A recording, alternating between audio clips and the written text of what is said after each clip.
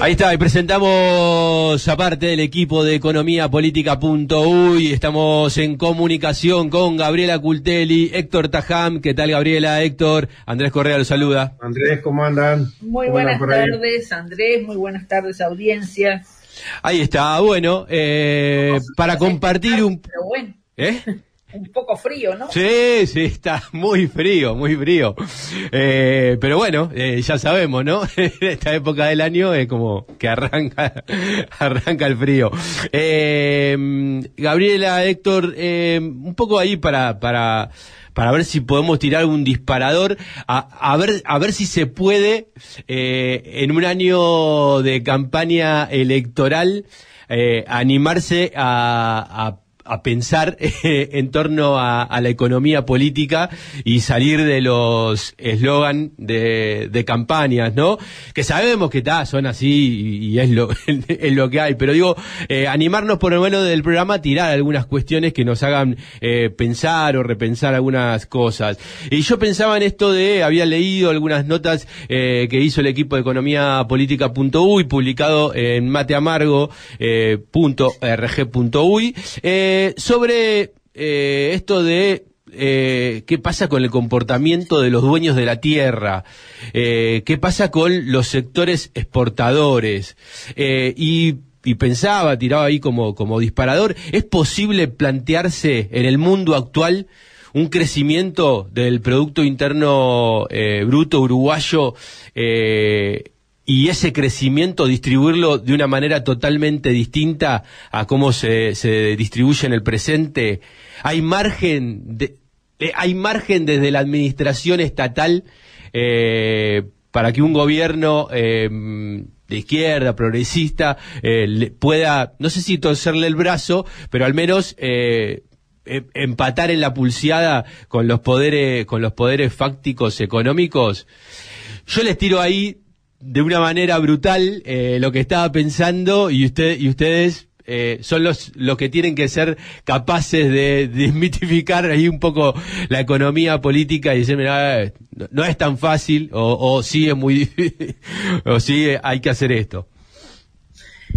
Bueno, justamente hablando con un compañero que estamos preparando un prefacio para el libro, le decíamos, la economía es política o deja de ser ciencia, ¿no? Es un todo en ese sentido. Política no solo porque es política económica, sino porque está relacionada con las bases de la propia política. ¿Qué se puede hacer en un posible futuro inmediato de cambio de gobierno? Y no sé, eso depende de las fuerzas sociales, cómo se muevan, como ha dependido toda la historia, y hasta dónde se pueda llegar. Pero una cosa quería referirme, más allá de esto, que si quieren después se profundiza. El tema concreto del PBI, nosotros podemos esperar crecimientos como los que tuvimos sobre todo en los primeros 5 años de la primera etapa frente amplista, de la primera etapa progresista. Creo que no. Creo que tanto las condiciones mundiales como las nacionales son otras. Me parece que incluso podríamos prever en estos 5 años alguna muy mala racha a nivel internacional, alguna nueva crisis que cada vez están dando ciclos más cortos y más agudos en un momento de... Hago señas con la mano de corto y agudo, pero bueno, es una radio. En momentos de alta beligerancia y cambios de época, ¿no? En tanto que cambio, incluso esta vez sí caída del imperio de turno, que para nosotros duró, para la América Latina, más de un siglo. Quería señalar eso. Bien. Las posibilidades de crecimiento, si es que lo hubiese, que desde el punto de vista de las condiciones actuales, ya no serán las mismas que en los primeros 5 años. Luego, si a eso le agregamos una suerte de distribución en otro momento histórico, me parece que se complica distribuir el resultado no solo del PBI, sino de las exportaciones. Sí, eso viéndolo, Gabriela lo está viendo desde el punto de vista internacional, que tiene muchísimo que ver con tu pregunta respecto a la cuestión de los dueños de la tierra, como decías, ¿no? Pero antes, para completar lo que tú decías, la CEPAL sacó hace poquito uno de sus panoramas fiscales, y en su panorama fiscal, en el cual hace toda una comparación de países de América Latina, ya va alertando sobre los desafíos que hay por delante y los recursos que, así como están distribuidos, no alcanzan. Es decir, porque los desafíos tienen que ver no solamente con los temas que están en primer lugar, digamos, el tema de la pobreza, la desigualdad, educación, salud, etcétera, sino que ahora se agregan estos desafíos nuevos, que los vimos aquí al lado, que tienen que ver con la cuestión climática, que están a la orden del día y cada vez más cercanos. Entonces, los otros días justamente otra faceta de las grandes crisis, ¿no? Comentábamos, hay que poner en los presupuestos de todos los países un renglón muy grueso y muy sustancioso de recursos para la emergencia climática. Más allá de que sí, acá tenemos recursos de emergencia, pero aquí ya hay una cuestión que supera las previsiones. El caso de Brasil es clarísimo, ¿no? ¿Quién hubiera esperado una catástrofe de tal dimensión como la que sufrió y está sufriendo la ciudad de Porto Alegre, ¿verdad? ¿Y quién hubiera esperado que aquí tuviéramos agua salada? Bueno, y aquí también, claro. ¿no? De pronto nos encontramos con que el área, nada menos que el área metropolitana, donde concentra más población el país, no había disponibilidad de agua dulce, agua potable. Entonces, ese es uno de los elementos que tenemos para decir, bueno, ¿y los recursos cómo están? Y todos esos desafíos que están por delante, los recursos están complicados. Más allá de el tema de que en este último quinquenio aumentó el endeudamiento, indudablemente, y por lo tanto seguimos teniendo un peso de los intereses de la deuda importantes, y que siempre han sido digamos, un obstáculo para esa distribución secundaria del ingreso que hace el Estado, más allá de que en el periodo, en la década ganada, como le decíamos, 2004-2014, eso se había revertido prácticamente. Por ejemplo, el gasto en educación llegó a ser el doble de lo que pagábamos por intereses. Bajó los 2 puntos porcentuales. Y ahora está bastante cercano otra vez, ¿verdad? Para poner un punto de referencia. Entonces, allí ese elemento, porque tú decías el elemento de distribución, ahí para agregarle otro, digamos, otro fundamento al análisis, por todos lados está planteado esa dialéctica que hay entre crecimiento y distribución y crecimiento. Entonces, no es solamente decir cómo voy a crecer, sino ya desde entrada, antes que tenga los resultados del crecimiento, plantearte cómo voy a distribuir.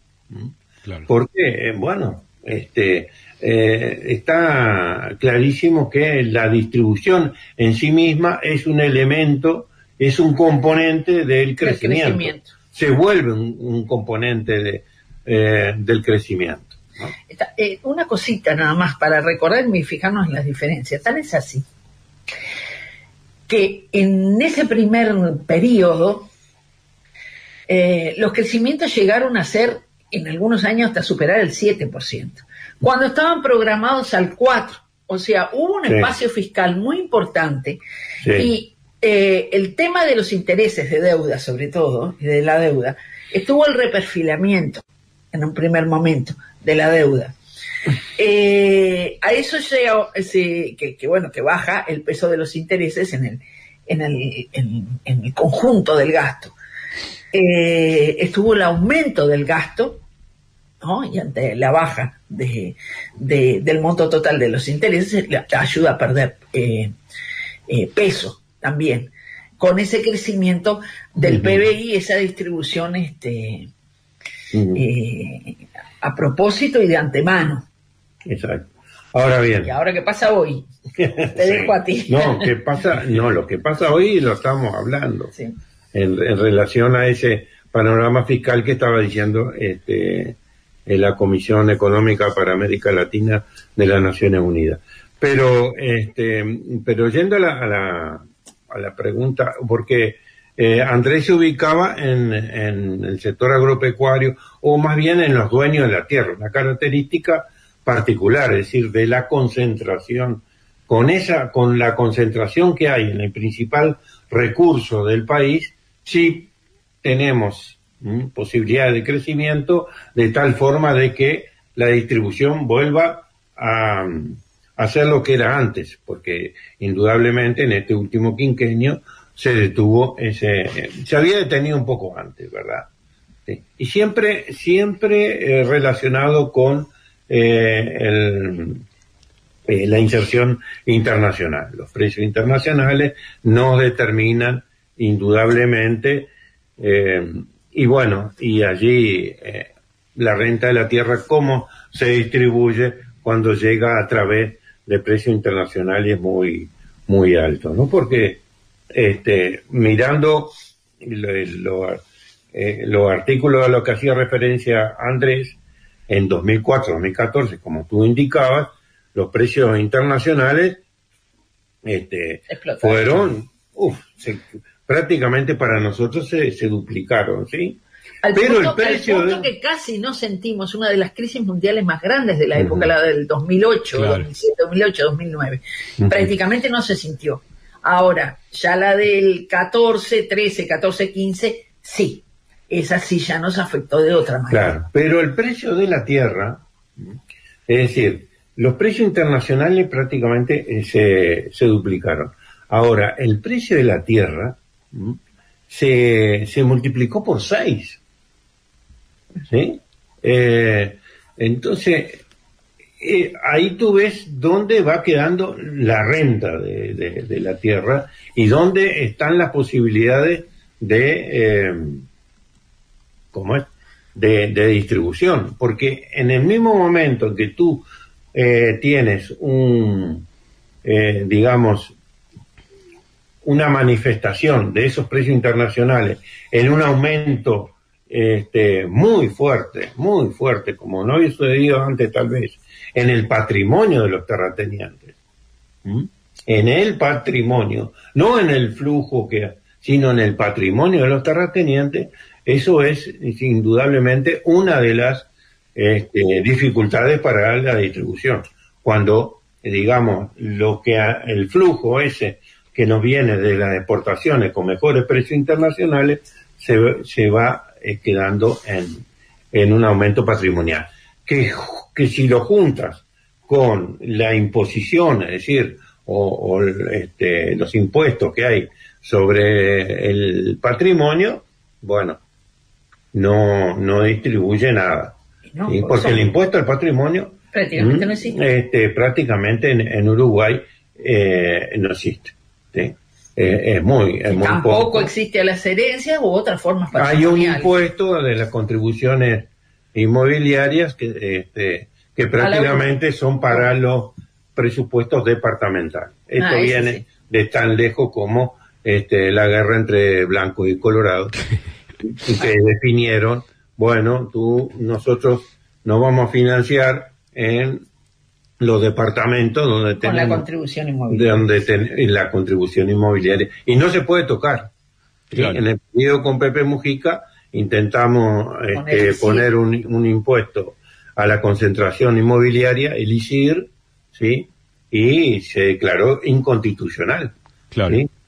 No podíamos entrar en la imposición sobre la propiedad de la tierra en los departamentos, ¿no? Entonces ahí hay un problema, ¿no? Pero aparte de esto, evidentemente que esto de los precios internacionales, la precio de la tierra también tiene que ver con nuestra inserción internacional, en el sentido de que las inversiones extranjeras también vinieron, elevaron muchísimo también las inversiones extranjeras, el precio de la tierra, sin ninguna duda, y también elevaron la concentración. Es decir, que es todo un fenómeno en el cual se eleva el valor patrimonial, pero se eleva la concentración, es decir, entre pocos se va distribuyendo de esa forma, ¿no? Entonces, desde ese sector, desde los terratenientes, tú dirías, bueno, con tanta disponibilidad de recursos, podrían tener una visión de país. No, jamás lo tuvieron porque lo iban a tener ahora. Pero no sucede. Una visión de país como uno pudiera pensar, pero no es así. Hay que ver la última declaración de las cámaras empresariales. No, es decir, hubo en algunos países, sobre todo europeos, ¿sí?, una especie de, digamos, de acuerdo social a la Rousseau, digamos.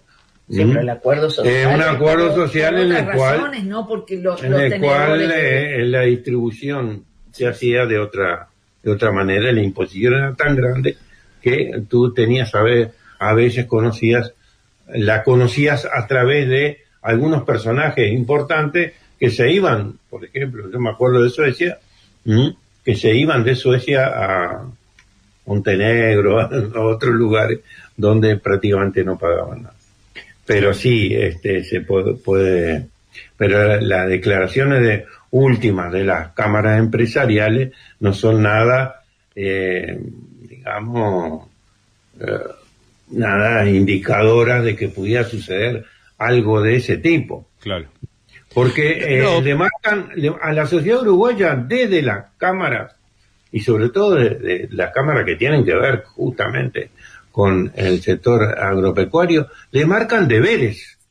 Y ellos no se marcan ninguna obligación. Claro, y pensaban no solo eso, sino que logran desde la comunicación una bajada hacia el resto, hacia las grandes mayorías de la población, como por ejemplo la afectación de el aumento de un impuesto específicamente a grandes extensiones de tierra o un impuesto a grandes establecimientos, no sé, pero que afecta solamente a pocos.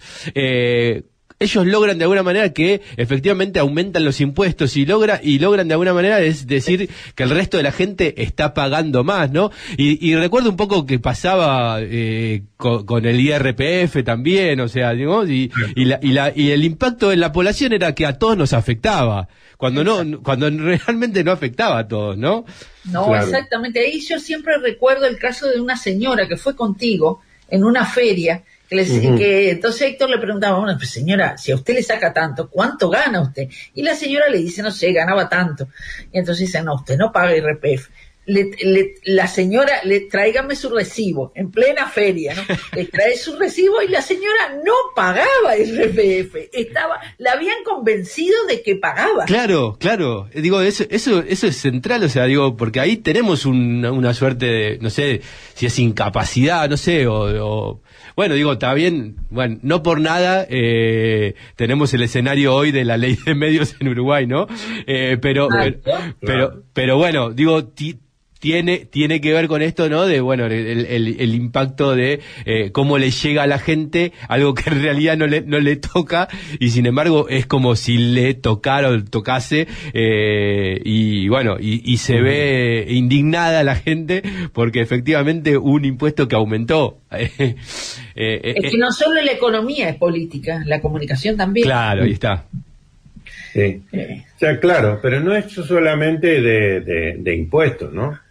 Eso también lo vimos cuando en ocasión en la pandemia y después de la pandemia, las peores situaciones que se dieron en los acuerdos salariales, en la negociación salarial, fue justamente con las cámaras empresariales de la producción del campo, de la producción agropecuaria. Ah, claro. Fue la peor, y hubo digamos, fue inamovible la posición del gobierno junto con los terratenientes en digamos, en un ajuste salariales que fueron miserables, ¿no? Realmente. Entonces, también está toda esa acción sobre, por eso yo lo decía al principio, sobre la distribución primaria del ingreso, que es fundamental, porque podemos hacer algo a través de los impuestos, la imposición, tributación, etcétera, y el gasto social, pero siempre lo que define es la distribución primaria, ¿verdad? Y allí los salarios no son los que mejor progresaron, por lo contrario. Y las herramientas son perfeccionables, obviamente, pero las herramientas están, porque el Consejo de Salarios sí. Sí, claro. Se depende de muchos factores, bueno. No solo del papel que ocupe el Estado en esos consejos de salario, sino también del papel que ocupe la parte más débil, el trabajador, ¿no? Tuvo que venir el Frente Amplio para las 8 horas de trabajo y para la negociación colectiva. Sí. Ni siquiera uno de los ¿cómo le ponemos? Héroes de la patria, por cierto, el famoso Pepe Valle, José Valle Ordóñez, ni siquiera él pudo obtener y obtuvo, frente a los reclamos de los trabajadores industrializados prácticamente, o del área metropolitana, claro. La industria, el comercio, etcétera, pero saliéndose hacia el dominio del otro partido, no había caso. Y los adelantos que logró para las condiciones de trabajo y la retribución del trabajo, los trabajadores urbanos más que nada, claro, no los pudo trasplantar, no los pudo llevar adelante en este sector. En el sector rural. Entonces, imagínate, un siglo y medio después el Frente Amplio recién logró que la negociación salarial cruzara la tranquera, por decirlo de alguna manera, y también... Ahora, pero acá también hay un problema de concepción, y hace un ratito Héctor mencionaba una cosa que capaz que estaría bueno tocar. Él hablaba que la distribución, creo que dijiste exactamente, la distribución es una variable del crecimiento. Sin embargo, la teoría del derrame te dice crecimiento y después distribución. Aquí hay una contradicción teórica también. Esa es una de las cuestiones que hay que desarmar, ¿sí? Porque fue lo que, incluso a partir de la pandemia, el gobierno de la calle Pou, tan conocido por allá por Argentina, el gobierno de la calle Pou se definió esa posición. Nosotros no vamos a gravar a aquellos que generan riqueza. Sí, ¿cómo le llamaba? El Mayaboro le llamaba. Porque Aramo dijo el mosquito, como decía la canción, al buey que rompe el terrón. ¿Sí? Exactamente. Entonces, Y eso era eso que tú estás diciendo. Es decir, no grabar para que después esa riqueza acumulada Que derramara. sí. No derramó nada. No. Porque hubo crecimiento y no lo hubo prácticamente este año, pero sí lo hubo durante todo el periodo con así que esa es una gran desafío, con aumento de Andrés, para lo que tú decías de que si tomamos a la distribución como una variable indiscutible y una variable intrínseca al crecimiento. O sea, no es que hay que crecer para luego distribuir, es que si no se distribuye, no se crece. Claro. Bueno, en realidad hablamos más de la dificultad que de la solución. Pero me quedó claro igual que en este caso, digamos, en este periodo se creció y se distribuyó, pero no alcanzó para la mayoría. No, por supuesto. Claro, solo alcanzó para los de arriba. Y se hizo otro crecimiento y otra distribución logró hacerse, es cierto, con una mejor inserción internacional, con una mejor situación, ¿sí? Uh-huh. Y en esta va a haber, en el caso que el Frente Amplio estuviera en el gobierno, indudablemente va a haber restricciones que no estaban en aquel momento. No estaban, pero se podrá volver a trabajar. Yo creo que por ejemplo, la integración se puede volver a trabajar de otra manera, si se quiere. Está bien. Sí, la integración está complicada, sobre todo en la región. Está complicada, es cierto. Después me gustaría meterme también con el tema de las expectativas de si se puede pensar en salir de la lógica más del Atlántico Norte y pensar en el multilateralismo hacia China, India, Rusia, para pensarlo, o sea, no para poner verdades absolutas, pero me gustaría pensar en esas cuestiones.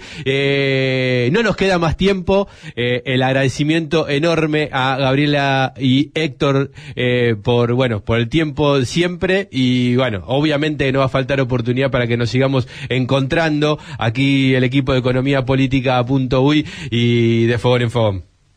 Dale, Andrés. Bueno, un saludo a tu audiencia. Un saludo a todos. Que hasta Luna, la perra, participó. Hoy participó Luna también. Abrazo. Chao.